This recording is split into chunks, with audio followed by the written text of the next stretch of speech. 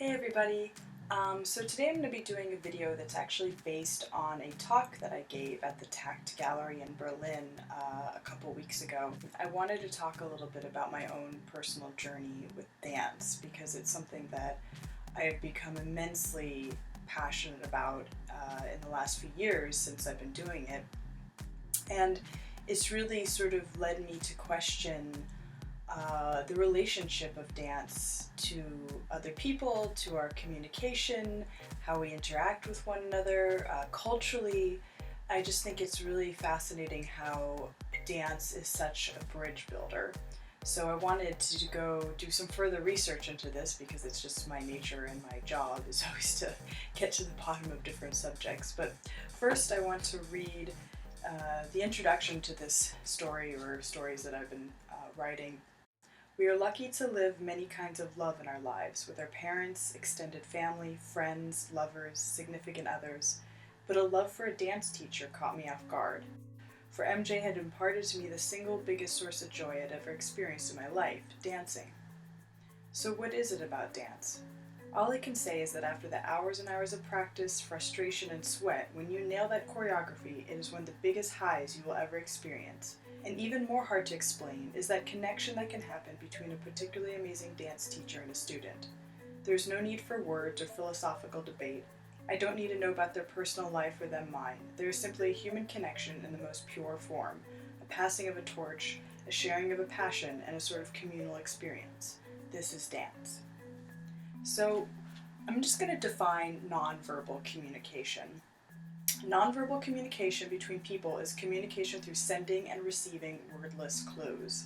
Then to give this definition, dance can be conceptualized as human behavior composed of purposeful, intentionally rhythmical, and culturally influenced sequences of nonverbal body movements and stillness in time and space and with effort. But first I'm going to backtrack to how all this started. How did I come to be a dancer? I wasn't dancing when I was a child.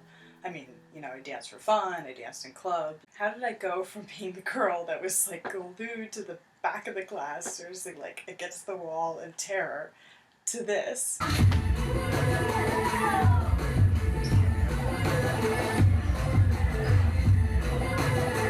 I was doing a project about 6 years ago where I was going around the world to different cities to shoot street style, which is a whole other subject for another day. But when I was there, I was visiting with a friend who has a really cool boutique there. His name is Jan. He runs a store called Woot Berlin, so shout out to Jan. And he said to me, he's like, Joey, I think you should watch these K-pop videos because I think it'd be really interesting for your work. And I was a trend forecaster, fashion trend forecaster at the time. I started to do some research and reports like from a fashion perspective, and then my personal interest grew as well, and I saw that Big Bang was going to come to New York to do a concert, and I was like, oh my gosh, I obviously I got tickets right away, they were my favorite group. But then I also was like, maybe there's a FlashMob. Sure enough, I found this tutorial. Wow, fantastic, baby.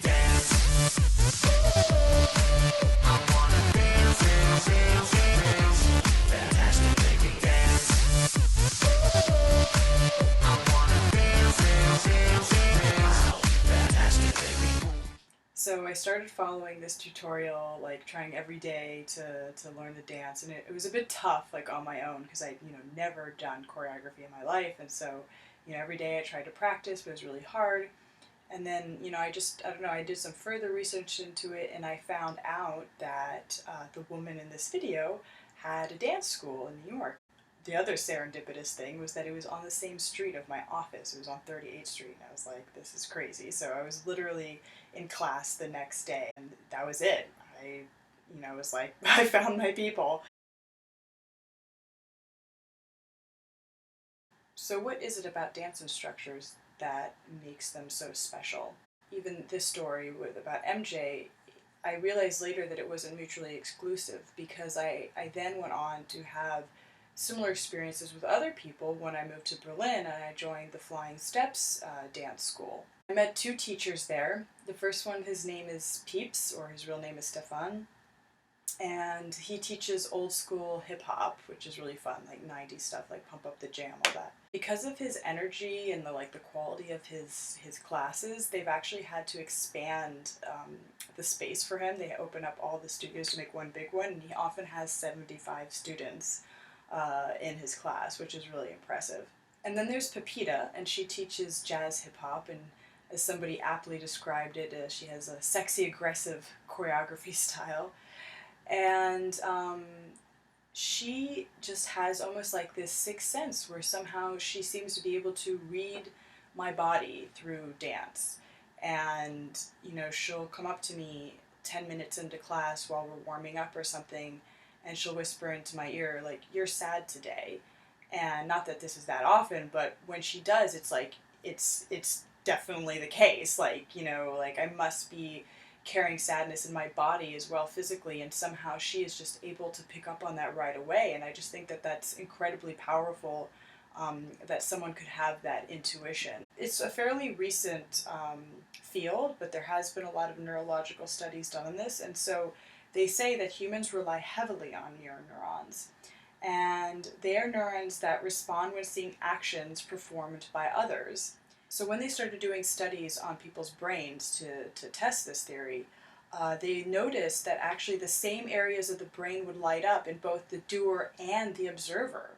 What's interesting though is that studies have shown that mirror neurons are almost completely based on empathy, which really kind of brings new meaning to the concept of putting yourself in somebody else's shoes. Mirror neurons are effectively doing just that. So for example, with dance, when you're watching an instructor, or actually not even just dance, any activity or anything that necessitates mimicry, without saying a word, you are sharing a moment, and then you're also overlaying that moment with emotion and then with your own experience too, which why it also intensifies that moment, and why it's so much based on empathy. So what's K-pop got to do with this? Bringing it back to this theme.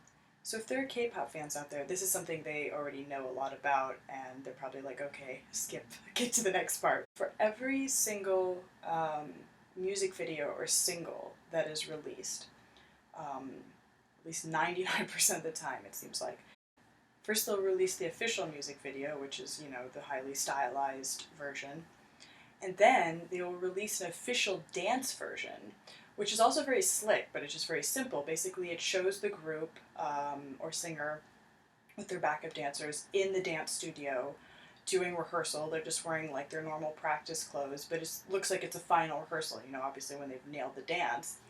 And you can watch the entirety of the dance from beginning to end. And this is something that is very particular to this industry. I'm going to show some examples. So first, here's a snippet of the video Good Boy by GD and Tyann. Put your hands in the air. How you feeling out there? We gon' party over here, but you got to see it. Let me hear you say la la la la la la la la. La la la la la la la la. La la la la la la la la. La la la la la la.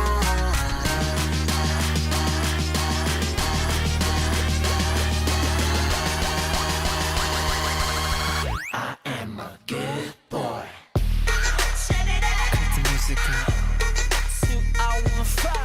And next, here is the dance version. Put your hands in the air. How you feeling out there?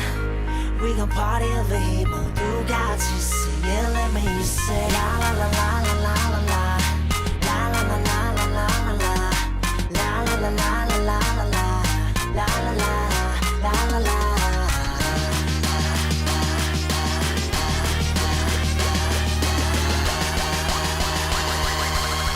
I am a good boy.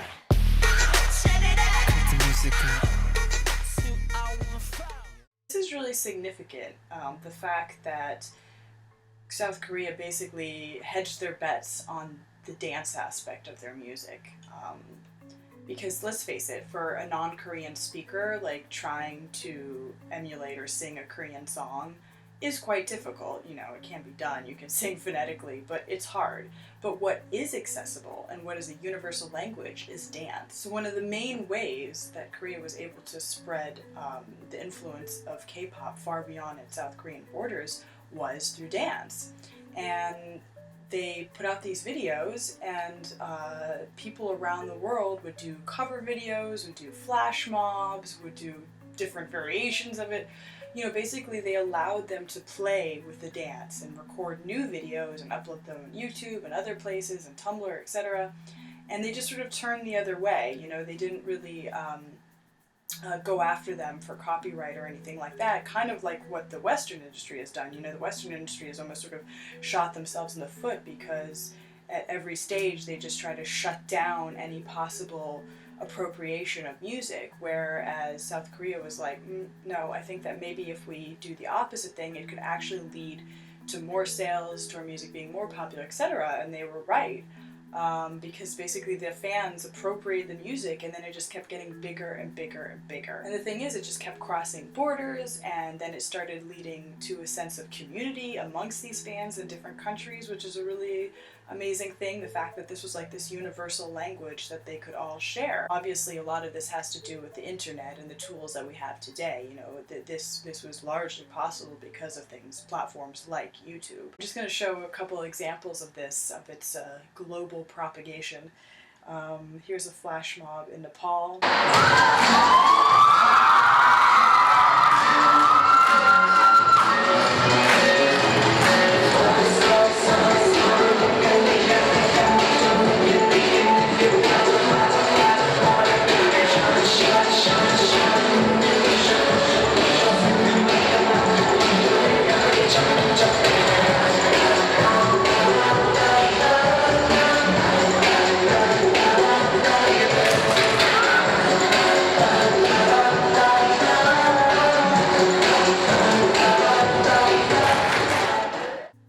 Here's one I particularly like, which is a K-Con dance-off. And just a small note about K-Con, it's a Korea convention, and it's like, I think it's in its third year now, and it's a massive convention dedicated to all things K-pop and Hallyu in California. 3, 2, 1.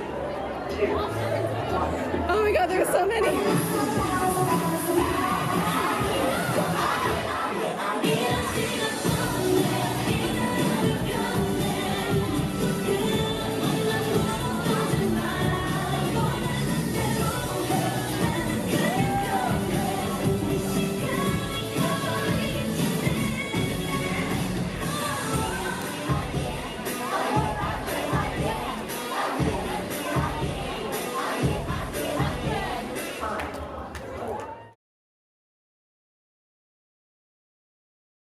Evolutionary biologists say that motion and movement is what helped us stay away from predators and also helped us seduce a mate.